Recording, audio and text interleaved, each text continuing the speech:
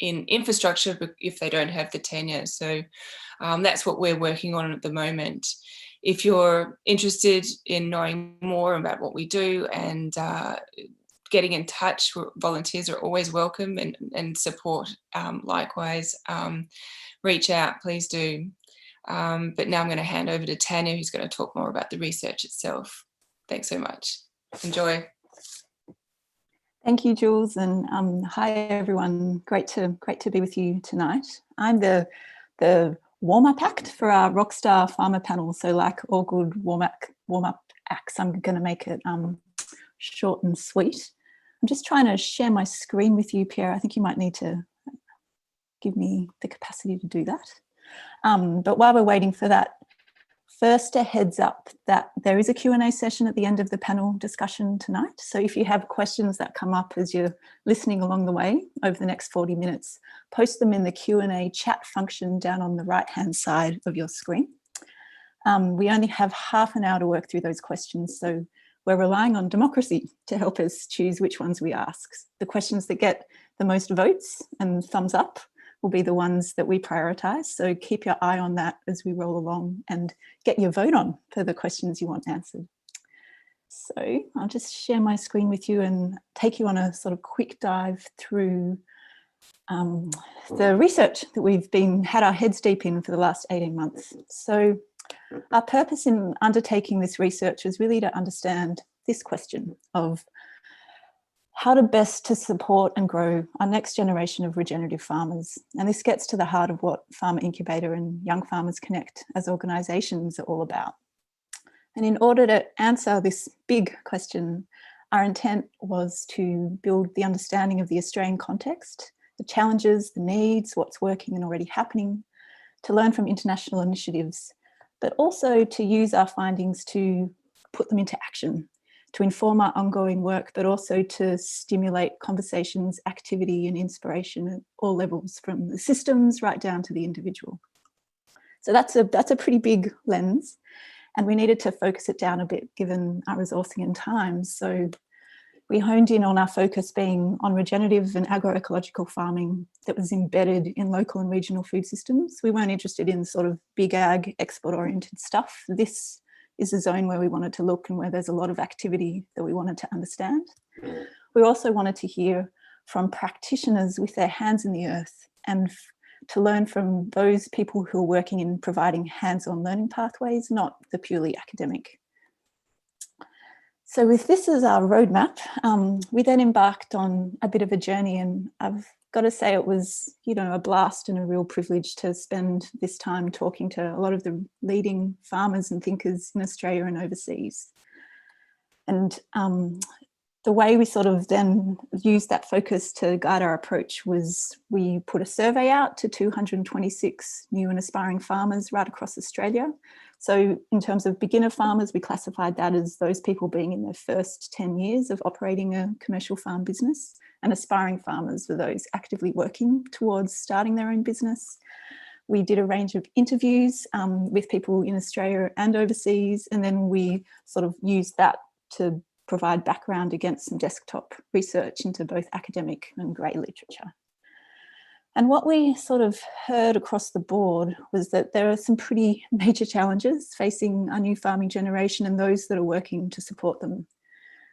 And access to capital was sort of one of the biggest challenges that came up repeatedly through conversations. From both aspiring and beginner farmers, it was the number one challenge. Starting a farm ain't a cheap thing to do, let alone establishing a farm after you've sort of surmounted the startup costs. I think over 60% of our beginner farmers said that it would take up to 10 years and no less than 2 for their farming business to provide them with a livable income. So some of the enablers and solutions that we heard in response to this capital challenge was to provide that access to capital, to set up dedicated beginner farmer grants, low and zero interest loans, patient capital, tax and rate concessions. And we sort of dive into this in the report with some case studies of where this is already happening. So the Farm Start Seed Capital in the Northeast USA, they're providing over $15 million to beginner farmers since they started, because the group of partners who are providing that funding in that region can see that their regional well-being is tied up with the success and viability of a new farming generation. A local case study we put in there is the Wollonga Farmers Scholarship, which Tara, who's on our panel, will speak to. So I'll leave that for her. Another major challenge that we came up, which is pretty monumental in the Australian setting for next-gen farmers, and that's access to land. So land prices are sky high and continuing to rise. Demand for rural land is increasing, and the outlook is saying that that's not going to change anytime soon. So if you can't buy into land, then a lot of us are looking at leasing it, but that brings with it a whole range of challenges, from insecure tenure and the huge amount of investment agroecological growers put into their soil, and then having to sort of up stumps and leave that if things fall apart. Some of the solutions we heard in relation to this access to land challenge is we need to protect our farmland. I think we've all heard that a lot, but we actually really need to do it this time in terms of protecting it from urban expansion and other development and non-farming uses. We need to be developing cooperative and community ownership models and land trusts, and looking at other ways we can share existing farmland, but also activate underutilised land. So we go into a range of case studies on this as well in the report. Harcourt Organic Farming Cooperative is a corker that's home grown in central Victoria. Have a look at that case study in the report. And farmland trusts are something else we discuss, which I'll touch on a bit later. I'm going to sort of skim through the other challenges that came up just time-wise, but just to give you a bit of a taste of what we found, that hands-on learning pathways for next-gen farmers are limited, but also challenging in terms of having the financial resources to go and do an internship and not earn any money. But they're also hugely challenging for host farmers, again, for financial and time reasons. Social challenges are another big one in terms of the isolation that many farmers face if they're needing to access affordable farmland. Usually they have to move away from the city and away from communities. But then there's a whole bunch of challenges as well around entering farming from outside a rural or farming family. But also this is magnified 10 times over if you don't fit the stereotypical white male farmer. There can be some real challenges around the sense of belonging and welcoming in the farming community. Ecology and climate, of course, figured pretty largely. 86% of beginner farmers stated that they're having to rethink their farm management practices and business viability because of increased variability of, and impact of extreme weather events. And we also heard that this is having, a real emotional toll on our next farming generation looking to the future. But kind of alongside these negatives was it's also acting as a real motivation for a lot of new farmers, because it feels like getting their hands in the earth and growing food for community and regenerating soil is one of the most meaningful things we can do in the current global situation. And the sort of last challenge that came up again and again and again is funding and support. When we were looking at what was happening overseas and what's happening in Australia, we could see that there's a real lack of government investment and support for beginner regenerative farmers at all levels, but also sort of philanthropic and investment work is missing at the table as well. A lot of interviewees and people in the survey as well said that this sort of financial underpinning would be a real game changer in the form of, as we mentioned, beginner farmer grants, but also support from local governments in navigating bureaucracy and red tape and regulations, and having a dedicated education fund, which is something Joel's been working on with Young Farmers Connect, because a lot of the regenerative and ecological courses that are out there cost a fair bit of money, and most of us just starting out don't have that kind of dough sitting around. So something that came through really strongly through all our interviews and conversations is that this is a real time of reckoning in Australian agriculture for our future generation farmers. We're trying to find a new way forward with the truth of our settler colonial ongoing history, and to find ways of doing the work of repair that's desperately needed. We learnt that we really can't be talking about the challenges of land access and barriers to entering farming without squaring up to the fact that we are farming on land whose sovereignty was never ceded, that agriculture was at the forefront of invasion, dispossession and genocide.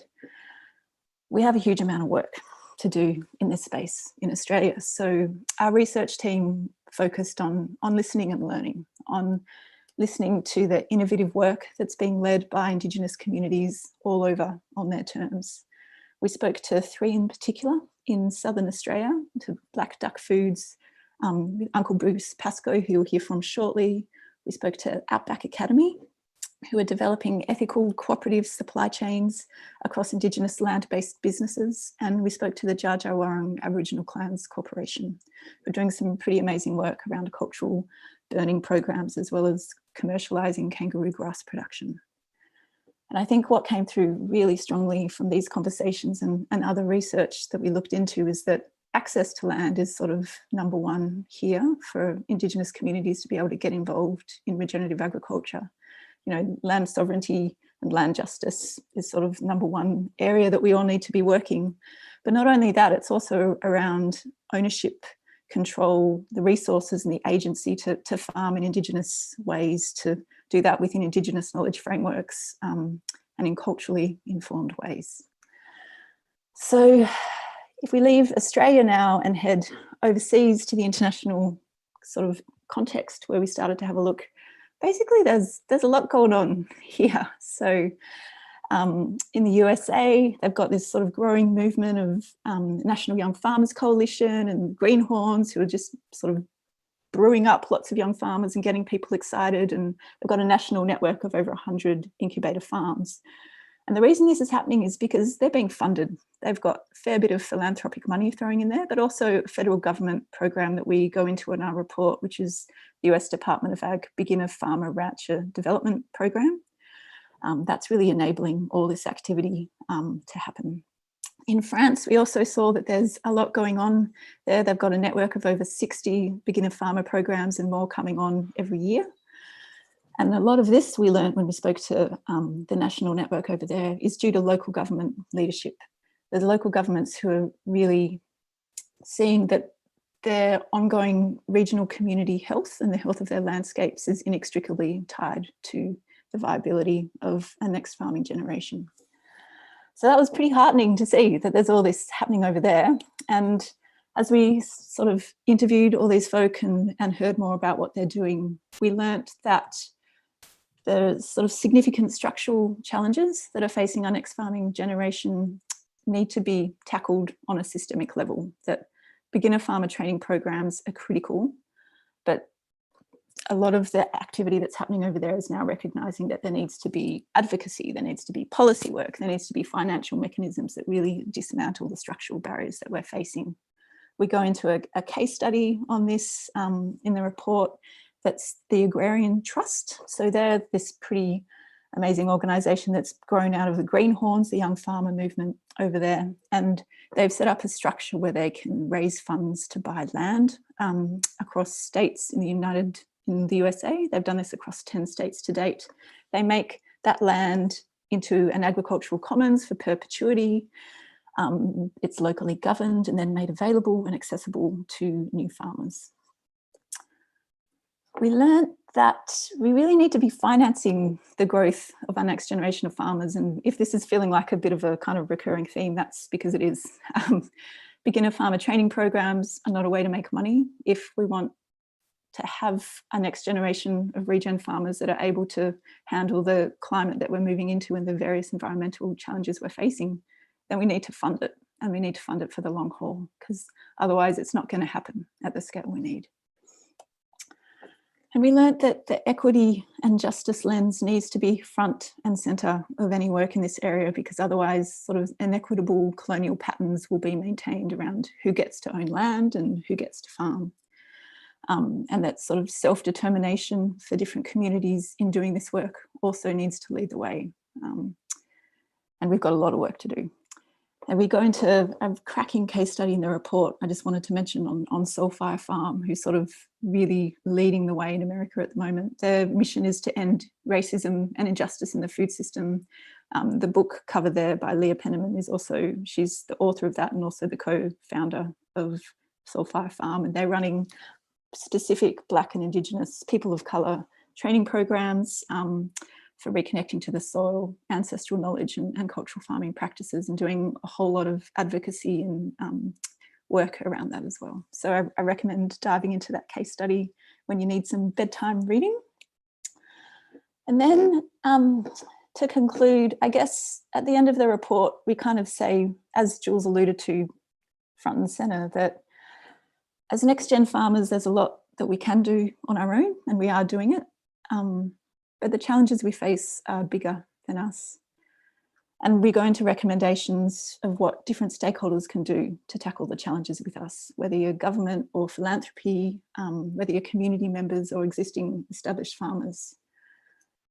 But instead of going into those recommendations, which would take too long, I wanted to end on the why of why is it so important that we support our next generation of farmers. And I'm not going to get all like existential and planetary here, but I just sort of wanted to lay things out in terms of, you know, the current global footprint of agriculture is massive. Of the 9 planetary Earth systems that maintain a safe operating space for humanity and life on Earth, agriculture is pushing hard on pretty much all of them. It's, you know, pushing us to the brink on climate. In terms of fresh water use, it accounts for 84% globally. It's been responsible for 80% of deforestation over the last decade. In the Oz context, we're all pretty familiar with the impact of European agriculture here, and farmers currently manage 52% of our ecosystems across the continent. So that's a lot of ecosystems, that's a lot of waterways and soil and ecological communities that are under our stewardship. So if we are asking questions around, do we want clear running water in our rivers and estuaries and lakes and oceans? You know, do we want forests and biodiversity? Do we want nutrients dense local food and the security of fresh food supply to withstand global shocks? If we do want these things, then we need to be supporting and growing our next regenerative farming generation. And wherever we sit, there's a role that we can play in this. So we kind of need to get moving on that as well, because the clock's ticking. I just wanted to acknowledge again the sort of wonderful funding that made our research possible. As Jules said, the report's available from the website as of tonight. Please use it, digest it, pass it on, because that's what it's there for. Thanks a lot for listening and being here tonight. And I'm now going to hand you over to the wonderful human being that is Joel Orchard, who's leading so much work in this space. Over to you, Joel. Thank you, Tanya. I think I'm live. I think I'm going. Thanks very much. And look, I really appreciate the opportunity to participate in this really important conversation. And I'd really like to thank Julia and Tanya for painting a really clear picture and giving us a huge amount of context from which we can launch into this discussion a bit more deeply. But firstly, I'd like to acknowledge that I'm very privileged to live, work and play on Bundjalung country, which is in the most northeastern points of New South Wales. And I'd also like to offer, I guess, some recognition for all of the work that Farmer Incubator has been putting into driving this essential research and the great work and the solutions that have evolved through the work that they're doing and the collaborations that many of us in the Young Farmers movement are really building upon. So yes, my name's Joel Orchard and I am one of the team members of Young Farmers Connect. We're a national method network, I would call it, as a group of groups that's developing resources and a community of peer support for new and young farmers Australia-wide. And we are working on a number of platforms for mentorship opportunities, education and business development support, and also these sort of programs that align with the small-scale farming sector and agrarian land stewardship. So I am very fortunate and lucky to be able to introduce to you some fantastic panelists this evening. Someone that probably doesn't need a huge amount of introduction for anyone who's been following in the fair food world is Bruce Pascoe. His seminal work, Dark Emu, which I'm sure many of you have read, and if you haven't, I can only recommend it, Black Seeds, Agriculture or Accident. He was interviewed for this research, really to give, I guess, some scope into the Indigenous space and through his new food venture, Black Duck Foods, which is an incubator of sorts in itself and a social enterprise employing local Yuin community to grow perennial tubers and grasses using traditional Indigenous farming methods and exploring the commercialization of these traditional foods. I'd also like to introduce Mikey Densham, who's a young farmer and educator from Southern Victoria, and he's also, as was mentioned, the Young Farmers Connect Melbourne chapter coordinator. He's been farming his way across Israel, the US, Australia, and focusing on mixed production organic farms. And he's a recent Nuffield Scholarship recipient who's going to be researching the design of intensive production systems for small-scale farms, and hopes his research can be used to build the capacity of young farmers to create robust, regenerative, and thriving landscapes. I'd also like to introduce Tara Butler, who's a Willunga Scholarship recipient. Tara and her partner, John Butler, were the recipients in 2016 of this really successful scholarship program that Willunga Farmers Markets offers, which was developed to encourage and support new farmers after they found there wasn't many new growers in the region or small producers entering farming. And Tara and John also hosted our Young Farmers Connect South Australia field day at their farm, Dancing Waters Farm, last year. I'll introduce Paul Marigliato, who's the Farmer Incubator and Pop-Up Garlic Farmers Program expert. He's been a director of the Farmer Incubator Program and also owns and runs Days Walk Farm just out of Melbourne. And he was one of the key instigators for their successful Pop-Up Garlic Farmer Program, which aims to grow future farmers through a collaborative farming learning model that reduces the high costs and risks associated with entering farming. And that's really been a core part of the research. And finally, Fraser Bailey of Old Mill Road Biofarm he runs a family farm business with his partner Kirsty in southeast New South Wales. Fraser is certainly recognised as a leader in the field of small-scale growing and has become a great mentor to a significant number of successful young farmers around Australia, and is now supporting a local incubator project in Maria called Stepping Stone Farm Project. So welcome to all of our panellists. Have we all got you on screen and with audio on as well? Let's make sure we've got you all there. Thanks everyone for joining us. So we've got half an hour to talk really in a panel format, and then we're going to move into the second half an hour, which will be an opportunity for our audience to ask some questions. So just a reminder to everyone, really use that Q&A function. You'll see a button down on the bottom of your screen. That's an opportunity for you to throw some questions up there you'd like to ask any of the panelists, and we can dive a bit deeper into that into the second half hour. But maybe if we can just run through the panel, and each of you maybe just gives a little bit of insight into where you see or have found the greatest challenges as an emerging farmer or as a new farmer, and what have been the big roadblocks. Bruce, do you want to give us a bit of insight to start off with? Yeah, I'm a Ewan Bunurong Tasmanian man, and after I wrote Dark Emu, it received some enthusiasm, and but it began to worry me that there was a lot of interest in alternative food growing and regenerative practices, but no thought about how Aboriginal people would be included in it. And that really concerned me. And I didn't really want to jump back on a tractor, and I've really enjoyed looking at those old tractors tonight because I've got two of them.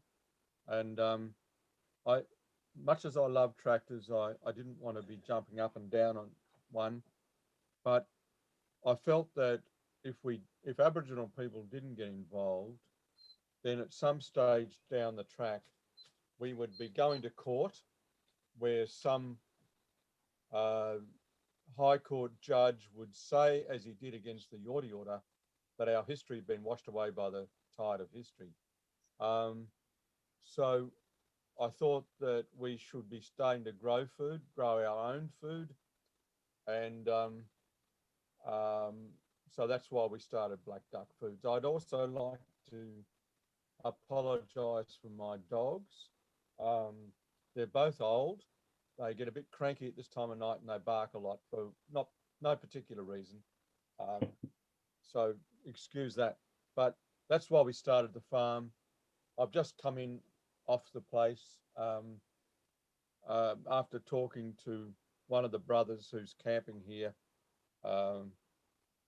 about the seeds that we collected on last Friday and how important these seeds are for us, because none of them are being grown commercially. We haven't got an enormous amount of knowledge of them. What we noticed, though, is that these things came up after the fires that swept through this country and this particular property. And they came back because the canopy had been reduced. So these plants are fire tolerant, as a lot of Australian plants are, and they're drought tolerant. I noticed there was a comment on the page earlier about irrigation. Well, it's not a matter of not enough water, it's a matter of the wrong plants. And the plants that we're growing here don't need any water other than falls out of the sky. I think it's a really important message for Australia that we have been growing the wrong plants. And the market wants us to grow those plants because that's what they're used to. It's not because it's been thought through. It's just because of those people who came from Kent wanted to farm like this place was Kent. And we need to change our ways. And our involvement in this industry is simply to protect the earth and to protect our people. So it's interesting for us to be in the company of people who want to look after the earth, because without the soil, we are nothing. We can't invent everything. We can't make a chemical to replace everything we've stolen. And well, it's certainly evident that we need some systemic change on here. I'm sorry to interrupt you, Bruce. We might, if we let the others maybe give us a bit of their context in terms of the barriers, and then we can maybe go around again and look at maybe some more of the systems of solutions. So, and dive a bit deeper into your enterprise. Tara, do you want to give us a bit of insight into the barriers that you've found getting into farming? Yeah, sure. We, Willunga Farmers Scholarship, Willunga Farmers Market Scholarship recipients, and we received $12,000 plus $3,000 of mentorship. So that got us starting. We had been saving for a long time and had already started our business in a small way. So that, I guess, capital just made us really shoot up and scale up. So now we've got a certified organic market garden concentrating on open pollinated seeds. Most of our seeds in Australia are imported from overseas. So that's something that we're really passionate about and something we really want to further pursue. We also grow and sell a lot of flowers. So we've got about 1.5 acres in the ground at the moment, and up to 2 acres when we're all the beds are full. The biggest challenge that we've had is competing on price with the large industrial scale farms, even the certified organic farms that have, large machinery and everything's automated. We've found, and we've spoken to lots of other farmers, small scale farmers around us, that the direct relationship between labour and income, that there is a direct relationship between labour and income. So scaling up doesn't actually result in economies of scales until you actually mechanise.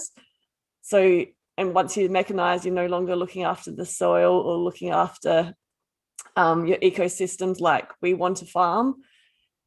We've gone from just John and I farming together to an additional 5 part-time employees. So we feel really proud that we're supporting those locals. But we're not making any more money than we were when it was just John and I. And again, heard similar stories with other farmers.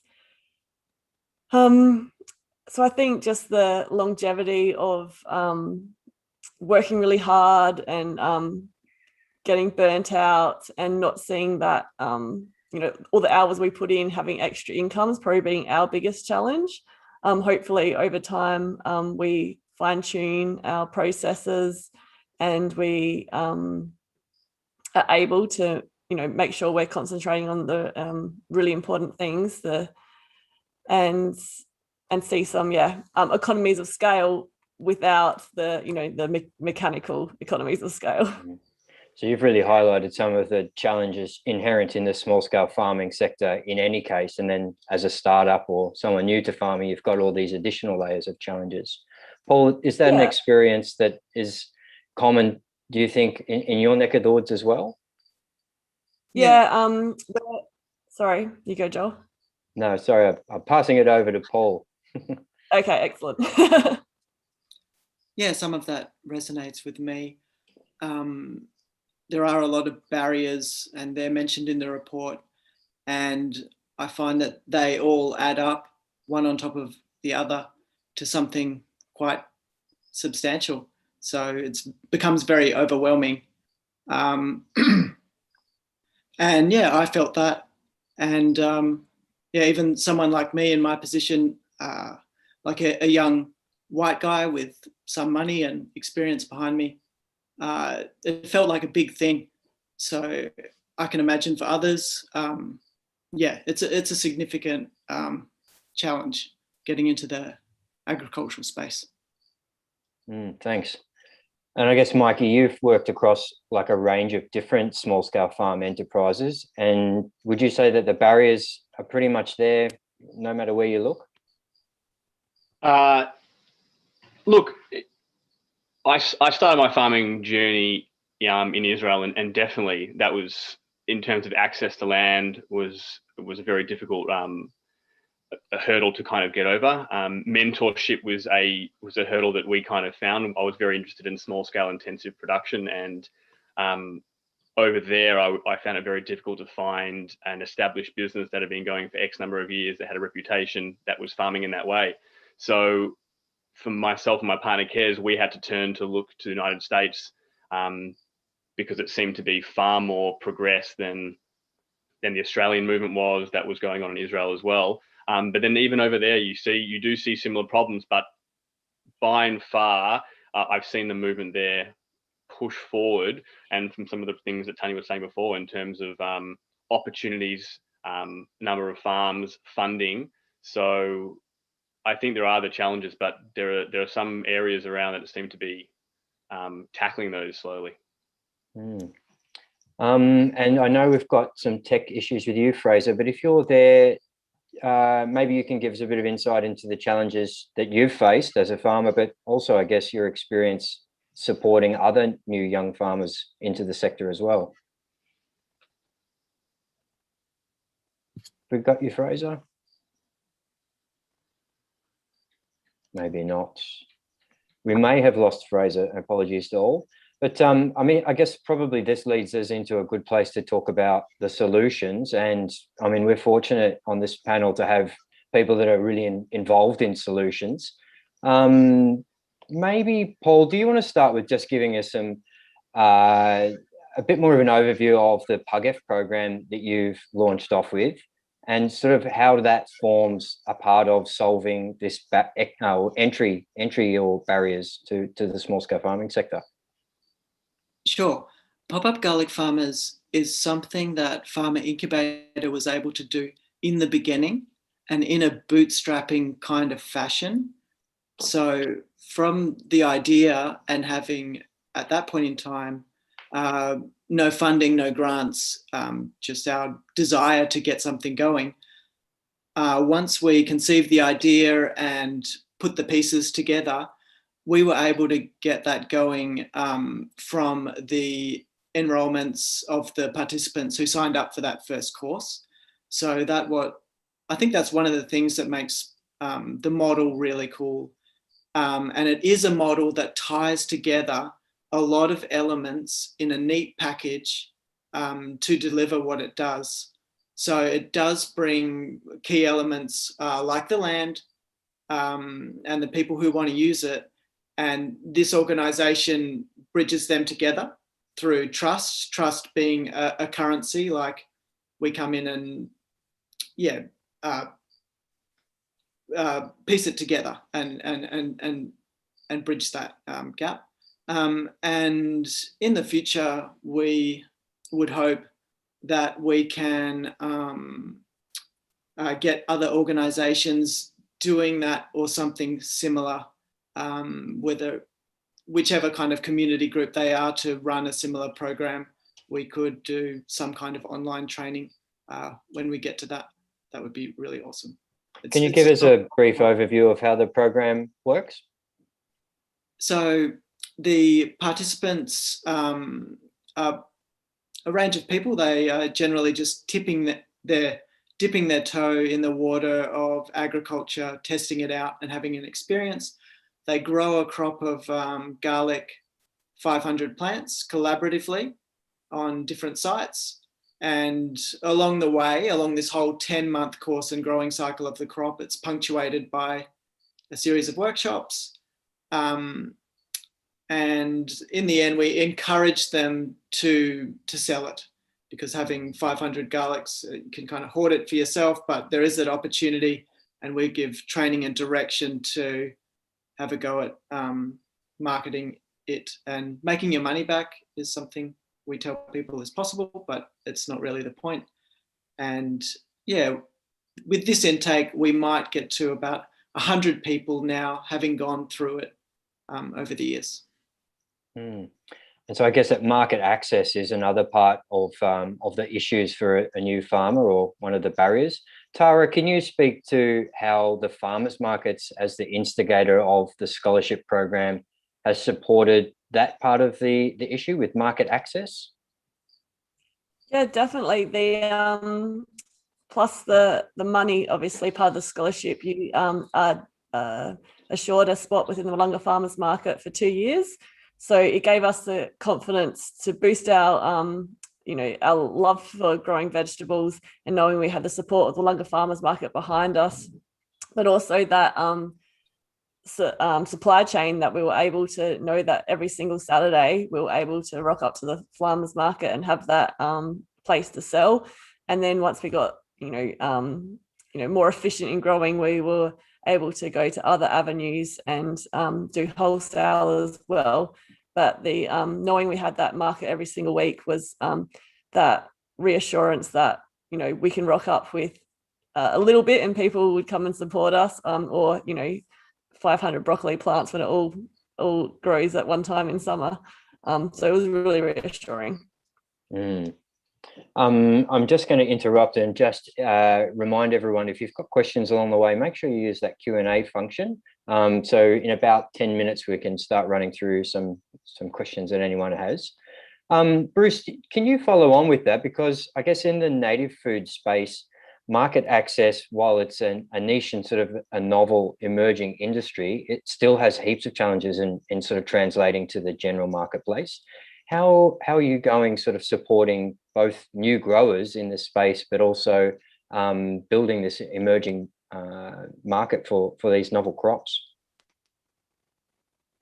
I don't think the market is the problem. I think there's a lot of enthusiasm for alternative food growing of unusual crops, but the problem has already been identified, is finding the capital to support the farm project.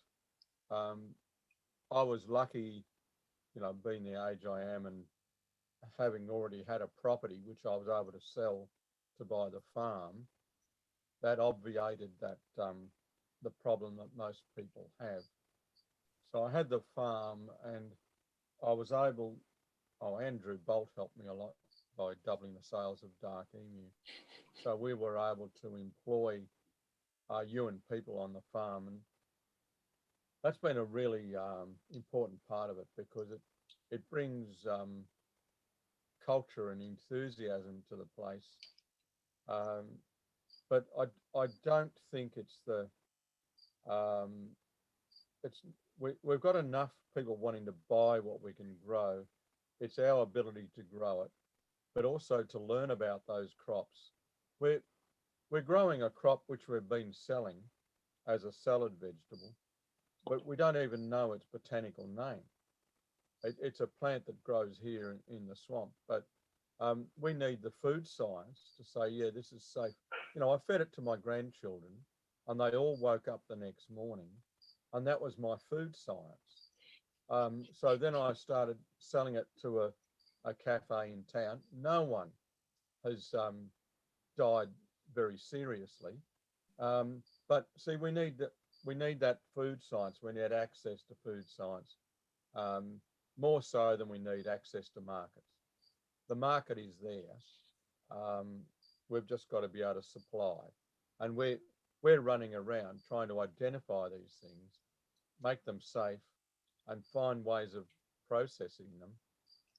So that's our difficulty. I think Australians and young people around the world are very keen to try these foods, but it's having access to the land itself, having access to an agricultural science which is untainted by Monsanto and the chemical companies. That's the hard part. There's money available for young farmers, but you've got to buy a shitload of chemicals, and we refuse. Oh, that's heartening to hear that the market for these native foods, it seems like it's really happening. Mikey? Yeah, but 99% of that market is dominated by non-Aboriginal people. That's why we are in the market. Absolutely. And I can only hope that your program leads as a really good pilot, that we can see some more of these happening elsewhere. I know there's certainly interest in my region to look at how we can support agency in the Indigenous community around this bush food space.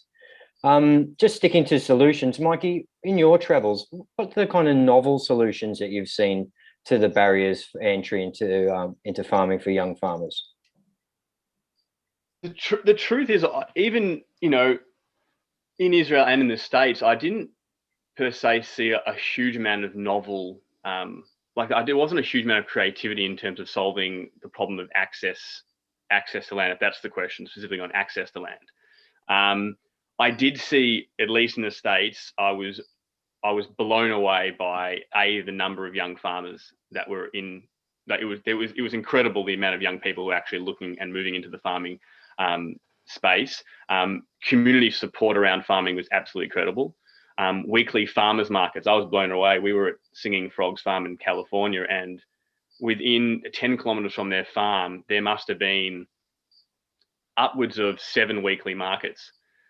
So access for young farmers to basically find some land, start growing, and immediately be able to sell it. And I agree with Bruce in saying that I think selling the demands out there, it's often sometimes about the pathways of selling those things. So I here as well, at Mossy Willow Farm, the moment we transitioned and found ourselves in the Alphington Farmers Market, we found the viability of our business went up immensely.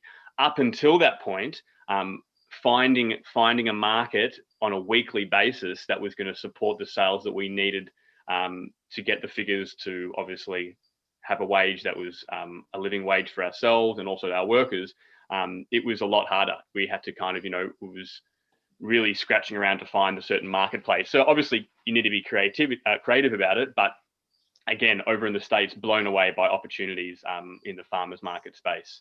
But yeah, I'm very keen to explore some of the other novel ways of getting people onto land. That's something that excites me a lot. And I guess farmers markets are an interesting topic in themselves, as they've always sort of been a great launch pad for startup farmers. And I mean, you've been involved in a number of farmers markets, and obviously the Willunga Farmers Markets is really leading in this space in terms of creating new opportunities.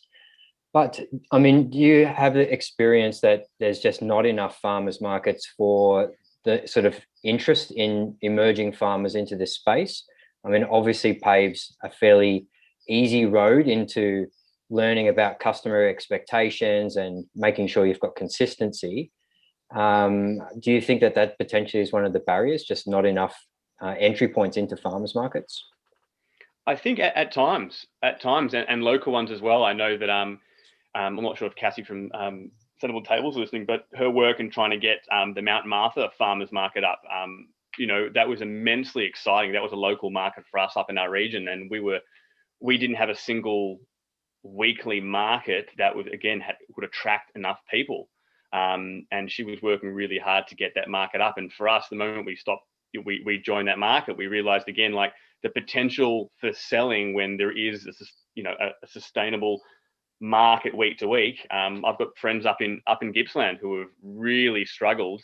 They were growing some incredible food and couldn't get into a market. And then when they got into one, it was a fortnightly or a monthly market. So moving around and really hard to build that relationship with a customer base, because the customers, they want that consistency. They want that relationship too. They don't want to have to chase the farmers markets around. So there's definitely a huge amount of space for strengthening that relationship between local growers and local markets that really support them. Like I think the Melbourne Farmers Market does really, really, really well. Excellent. And maybe Tara, can you sort of speak to the progress of this scholarship program having run for, I think, 6 years? Has it turned the tide in that region? Is there now, more young farmers that are interested in joining the markets, or are they still finding it difficult to find new stallholders? I don't think there's any issue. I think we've got a great, young, not necessarily in age, but beginning farmers in the region that are applying for the scholarship. The Young Farmers Connect group that we had on our property, we had 50 or so people come. So there's a lot of interest coming in there. We've got, there's 6 businesses that have begun. One has only had their first week, I think, a fortnight ago. And then there's ourselves and another farm that are still going. But then there's 3 that have stopped farming since probably their second year. So I guess maybe the issue in South Australia, if I can't speak for all of you, is just that ongoing financial and physical ability to keep on farming.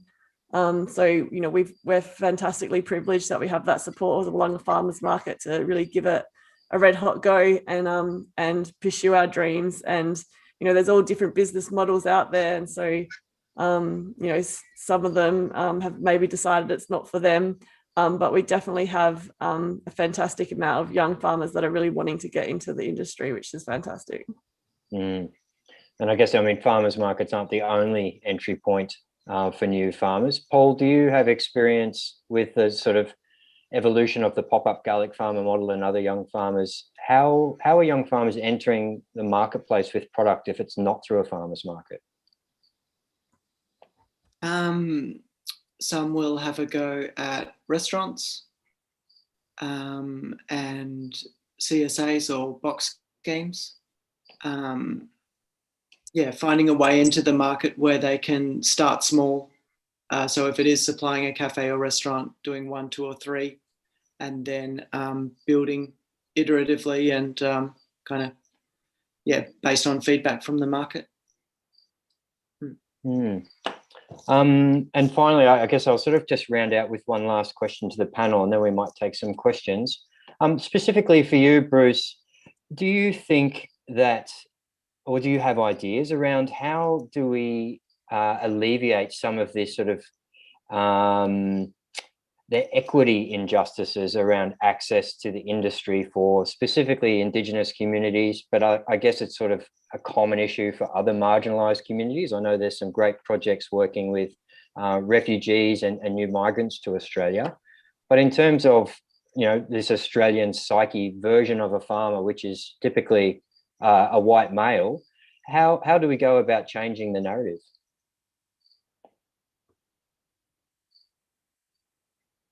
The answer is always the same. Australians don't know the history of their country. And until all Australians understand the same history, we can't have a conversation about anything. We can't even have a conversation about racism in football. Everything I say is predicated by the fact that Australians need to understand the same history as Aboriginal people understand it. We can disagree on certain points, but we do have to have a comprehensive conversation about it. And that conversation will highlight some of the things that we've been at pains to talk about down here on the farm. We don't get much of an opportunity to talk because we work quite hard just at, making sure that the the birds aren't getting into the orchard, and the neighbours' cattle aren't trampling our crops. There's a lot of physical work to do, but the most important thing for us is that we are growing our old people's crops, and in doing so, we are respecting the earth because we don't use fertilizers or sprays or chemicals of any kind, and we don't use excess water. Um, so that is a contribution to the earth for which at the moment there's no return. But I keep on saying to young people who are entering this area, because we've had a number of volunteers come through the farm, some of whom are now employed. About half the people who've come through eventually end up working here. We say to them that this is going to happen. Alternative regenerative farming is going to happen. So you have to hang in long enough. So it's like with young riders, you're not going to make any money, but you can still live, and you live frugally. You eat what you grow, you cut down your costs as far as you can, and you gradually build up. If you expect to be making money in 12 months, then your expectation is too high. You might, but majority of us don't. So you've got to be in there for the long haul. You've got to dedicate yourself to it for 10 years, and you have to be realistic. Is that 10 years going to end in you losing your marriage or your mortgage or whatever? You have to be really realistic. You have to be hard-nosed. You have to have a pen and paper and work out what you're earning, what you're spending, and what your potential is. But if you have confidence in your research and your products, then you will succeed. But engaging Aboriginal people in the industry, first of all, we all have to share the knowledge of the same history, and until we do that, there's no way that Australians can come together. But the reason that we're working on the farm here is to show that it's possible to farm these old foods and we employ Aboriginal people to do it with no help from government. And, we'd prefer not to be working like that, but that's how we are. We have been very, very fortunate in having a couple of philanthropists invest in the farm. We're working on the back of my mother. My mother and I bought the property that we sold to start here. So there are a number of advantages there. But it'd be really nice to think that the government could see the positives in Aboriginal people working on the land, and instead of creating endless traineeships for Aboriginal people for jobs that don't exist, to provide that assistance for jobs that do exist, and they always exist on the land. Everyone here works bloody hard. I wonder also if you could give some advice, because I know from the work I've done with Young Farmers Connect, there's a really strong feeling of advocacy and support and allyship for the Aboriginal community in terms of, I think so many of our young farmers now truly recognise their connection to land, and they want to deepen that connection to country through the lens of knowledge that the Aboriginal community can offer. What do you feel is the best way for young farmers that want to engage in the Aboriginal community, or maybe even want to start growing some native foods? What are the best sort of mechanisms of approaching that with a cultural sensitivity? Well, it's the same answer. Learn the history of Australia, and having discovered Aboriginal people, and I'm sorry to be so cynical, but I do this every day of my life. then not to rock up to the first Aboriginal person you meet and expect them to know everything or be willing to engage with you. Many of the people in our community are burnt black, pardon the pun, by having been used and abused by the dominant culture. Hang on, one of my farm workers got lost and is back. Yeah, is that you, mate? No worries. Good on you. Yeah, sorry about that. Look, I always say the teapot is the best instrument in racial equality. Most Australians still say today they've never met an Aboriginal person. It's one of the most common phrases, one that annoys me most. Everybody's got a teapot somewhere. Everybody can invite their neighbour in for a cup of tea. And that's the way to start the conversation. I'm sorry to make it sound simplistic, but I get this question every day. How can white people meet black people? Understand the history first and share a cup of tea. You know, I don't want to complicate it before it's happened. You know, let it happen, then we can get complicated. No, I think we all really appreciate your insight. Thank you. I'm going to move now into answering or asking some questions. So we've got a few that have come through in the chat and also a few that have come through in the Q&A. So if anything comes up for people and you want to throw that in there, you'll find that space. But perhaps if we can just throw to the panel now, why aren't we seeing more uptake of CSA's Reco rings, which is a reasonably new model, and I'm not sure that perhaps everyone who's joined us tonight would know what that is, but it's basically another form of direct distribution that's predominantly made sales through a dedicated Facebook group. And then there's other kind of veggie box delivery systems. So why do you think young farmers aren't using those marketing mechanisms? Mikey, you've probably got some insight on that. It's a great question. I think I think there's a lot of scope to explore. I think the Reco rings is a very new thing, and a lot of people haven't explored the potential of that. And I think it's tapping into Facebook, it's tapping into social media, and it's an amazing way to potentially sell. And I think people should look into that as a model.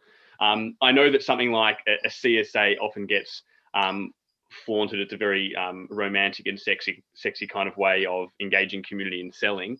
I also know as a grower myself, it was actually quite an intimidating way of growing. There's a lot of pressure in a CSA model.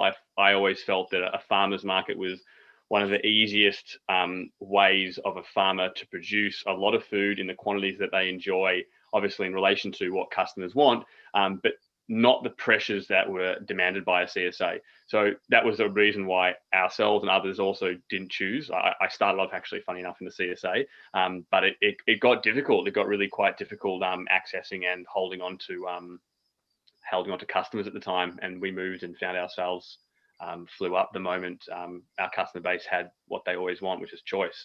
So that was my personal experience. I think there's a huge scope in being creative with online sales. It'd be awesome to get together. And I think on that point as well, I also think I really support and I love the CSA model. If I was to do it again, I think I'd actually do it in collaboration with a number of other farms. Would be connecting up other growers who really grow other crops that I don't enjoy growing or specializing in. We come together, we cast a net that goes beyond our own local communities, but actually touches into a number of other communities, and we can really support each other logistically and with crops. So I guess in that way, you're talking almost like a food hub kind of model, which we've seen, is a new but evolving space. And I know you've had some great conversations with Eddie Grosser crew on our Young Farmers Connect virtual hangouts, sort of exploring those other forms of collaborative direct distribution models. I guess the next question, and certainly one that comes up all the time for young farmers, is what would be the number one piece of advice or initial steps for finding some land to lease? How do young farmers approach landowners, or what other mechanisms are there to find just some dirt to farm on? Tara, have you seen anything happening over in your neck of the woods with supporting that kind of land access? Yeah, so we leased land for 3 years before we moved on to our current piece of land that we are very fortunate to own. And we, again, the Wollonga Farmers Market had a distribution list of people that were interested in leasing their lands, and they were those older generations that were not wanting to sell their properties, but they weren't wanting to continue farming on them. We also had, we ended up finding a couple of similar age and similar interests, and ended up leasing on their land for 3 years. I think, the work that you do with like Young Farmers Connect and sharing pieces of information like that on social media and getting, as much information as we can, we should be using social media to our advantage. And maybe getting local councils involved somehow and getting them having a list of people that are sort of wanting to get out of farming without sort of giving up their rural lifestyle. And there's another question about engaging with local councils that we might get to next. Paul, but do you want to sort of talk to that kind of land access issue in your area? Are you seeing young farmers taking up share farming or leased land? Not enough, and it's a pity to see the land right next door to me, which is a 36-acre parcel of really productive land, just sitting there, and I don't have the neighbour. But my piece of advice to someone approaching a landholder about leasing the parcel of land would be, step one, to get the experience together for yourself, whether that's a combination of farmhand work or some kind of tertiary education, internship, whichever, just so that to begin with, this person has confidence in your ability, and that'll open up the conversation a bit better. Yeah, I know Sam from Cultivate Farms that also does a lot of great stuff in this sort of land access space. He's always recommending come with a really strong business plan is a great way to start a conversation around that kind of proposal to access the land. And I guess that is equivalent whether you're looking at a share in equity or whether you're just wanting to lease. But yeah, I guess sort of back to this question of local councils. Have any of you in your journeys as young farmers, or even you, Bruce, have you had much success sort of reaching out to local government for support, or pathways that local governments are looking at to support new farmers? If I can answer as a young farmer, we haven't had any real support from council, except that they have allowed us to harvest a grass crop off the local airport, which they control that airport. And there are real issues about us running around there with a harvester when it's a very remote airport, not many planes land, but there's always the risk that a harvester and an aeroplane might meet each other. So there are insurance issues for them, but they have allowed it. And so we're in a public relations exercise with them at the moment in encourage them to think that they've invented alternative food so that they'll continue to allow us to use that, and trying to make it so it's a really good news story for them, as well as giving us access to a grain on a very flat piece of land, which makes it very easy for us to harvest. And I guess just back to the question too, because it's highlighted that kind of Melbourne region, which Mikey, you've had quite a bit to do with. And I know Cardinia Council's doing some really great stuff in this space, but are there other Melbourne or metropolitan councils that are really looking at peri-urban farm support or regenerative farm practices? I was farming the Mornings Peninsula Shire, and I think it was both incredibly supportive. We had a small market gardeners discussion group. There was some finance and funding for certain projects, and I think that's, to speak quite candidly, I think that's kind of been, is council super supportive? are they not supportive? I know with the Mount Martha Farmers Market, there was some difficulty around councils and shires and getting approvals. I sometimes feel like there's a little bit of a miscommunication in terms of seeing eye to eye and what the potential that we have to give and offer to communities. You know, Joel, you and I were talking about how do you put beyond an economic figure on small scale farming, that, you know, the social capital that we bring, the ecological capital. And I think sometimes councils don't historically and currently don't see us for the value that we actually truly bring. So I would really hope, and as I said, Cardinia Shire is making some fantastic moves. There's some jobs that are popping up, and when this happens, there is tremendous change. I know the Victorian government had the artisanal growers grant that came out that was giving, I think it was up to $8,000 to young growers to buy infrastructure. That grant alone, I saw spring up, and it was very easy to acquire by young growers. They were buying very important infrastructure that they wouldn't have purchased otherwise. So the moment these initiatives started to float in and come into operation, they were being snatched up by young farmers. And I still hear these young farmers talking about how much these grants really shifted their operations, enabling them to grow better, high quality food, more food. So we're definitely seeing when councils get involved, it can be game changers for young growers.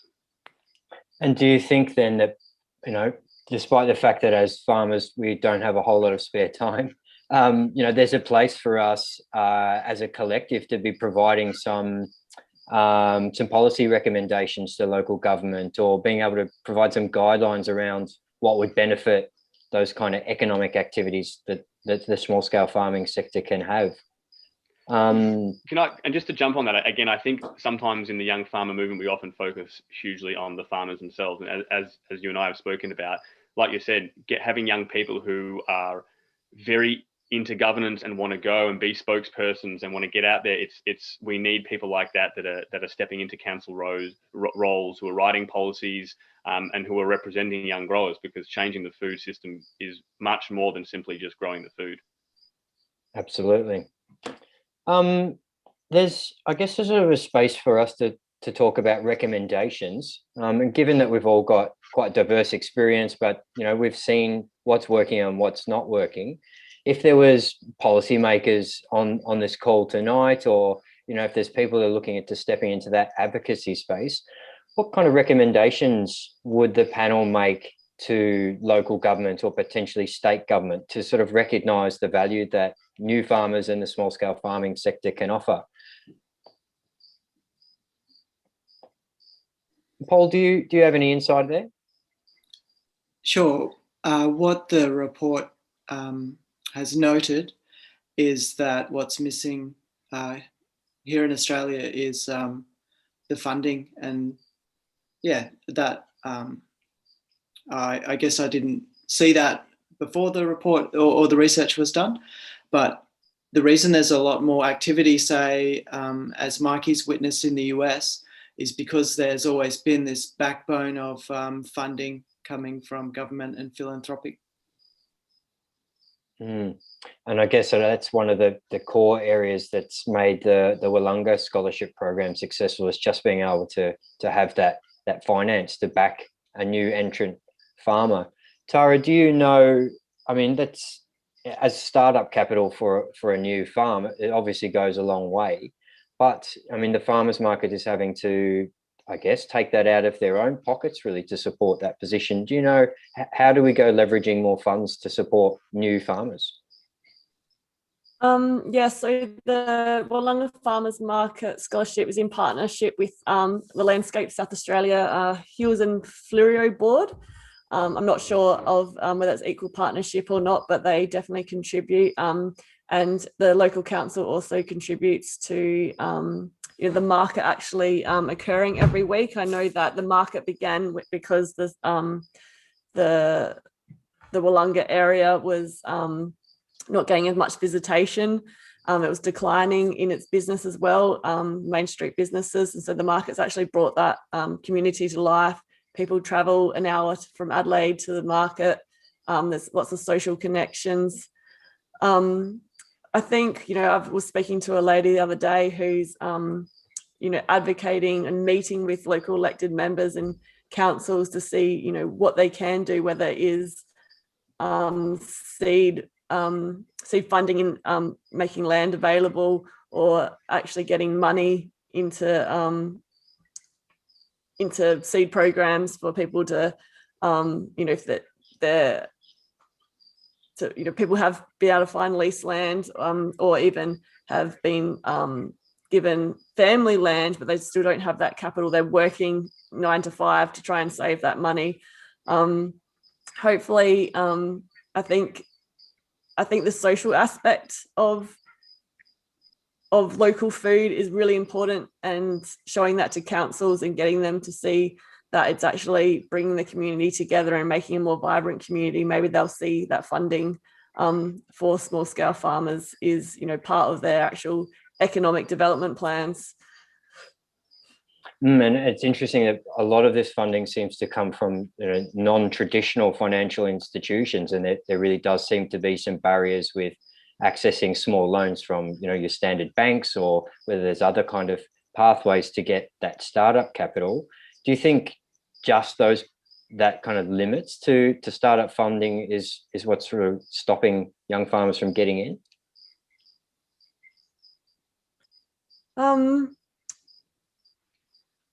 Yeah, I think just I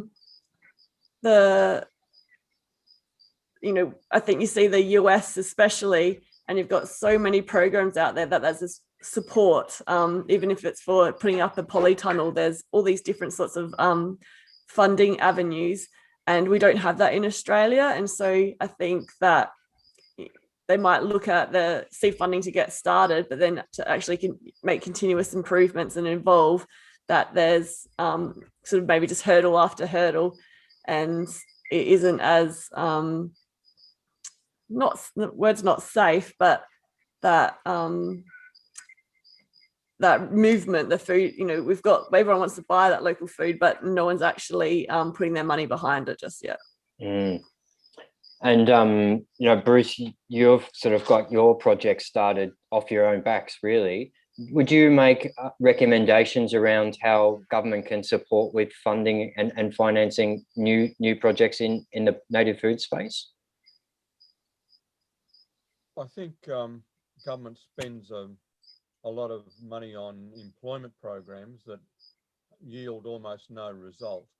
So I think there's a new way of using that money to assist farmers who are leasing land or trying to buy land, to get a labour force to help grow those foods.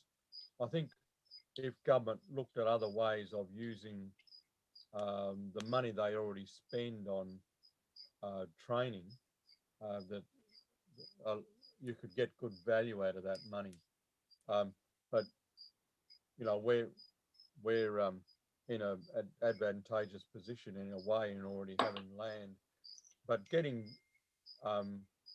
council and government to think about diverting some of that training money to us is a really difficult argument.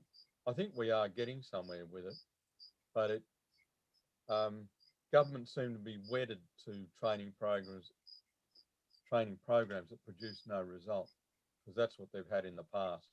And we're trying to say, look, we'll provide the job if you can help us with the training, because we've got people working here now who really want to do courses in food safety. I mentioned before that we're trialing foods that really have no background in food analysis. We need assistance with that, and so if some of our people could do that training with the assistance of government, that would be an incredibly useful thing to do. We would keep our employee, that employee would get training, and we would get food out of it as a result. I think it'd be a win for everybody, but governments are slow to respond to anything, including rape. So we need to try and hurry them up without antagonising the government, I suppose, or although sometimes you feel like antagonising the hell out of them. And I guess it's always been clear to me there's a real disconnect between the traditional training model and then how a farmer gets experience. And I guess that blending those two ideas together is what a farm incubation system is all about. Paul, I know we're running short on time, but can you just speak a little bit to the benefits of the farm incubator model in that it does provide training and direct farm experience simultaneously?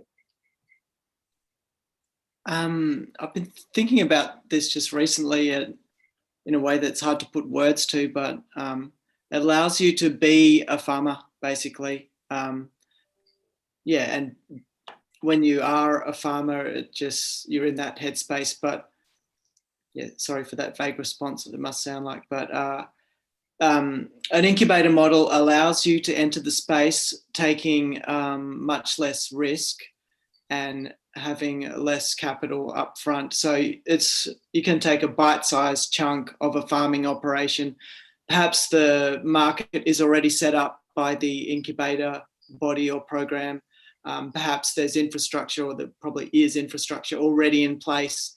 And so what you're entering into isn't the whole thing, but it still is the experience of operating a farming business and with some kind of curriculum wrapped around it. That de-risking is such an important part of this whole entire process. And I think all of you have articulated that in some way, just how important de-risking the startup phase is going to be. Look, I think we have covered a heap of ground, and I appreciate that there's a whole lot of nitty-gritty we could go into, but I really appreciate all of your time this evening. I'm on a strict time schedule, so we can't really run over. But yeah, once again, thank you all for your contributions to the young farmer movement and to new farmers, and for your contributions to the conversation tonight. And I'll hand it over to Julia to close. Thanks, Joel. Thanks, Joel. Yeah, and thanks to all our panelists. Thanks to Tanya as well for putting the research together in a nutshell. Fantastic work. It's going to be up on the website tonight, along with an executive summary that's available in short form and just sums it up really well. It's some great conversations. Let's keep it going. Share the resource. Let's get it out there and keep the momentum there. Just another plug for Puggiff if people are interested in, for a bit of toe dipping out in Keilor and testing their farm interest and building their skills with a bunch of other farmers. Well, you can also keep your day job because it's nice and close to the city. So it's a really great opportunity. Jump on it if you're interested. So yeah, farmer incubators just managed to achieve all we have so far, the smell of an oily rag and many hours of our team who volunteer their time, and we're going to keep working away at it, but with support and more resources and working together, we'll be able to do so much more. So I thank you all again for joining us tonight, and wish you the best. Enjoy your evening. Thanks. Cheers.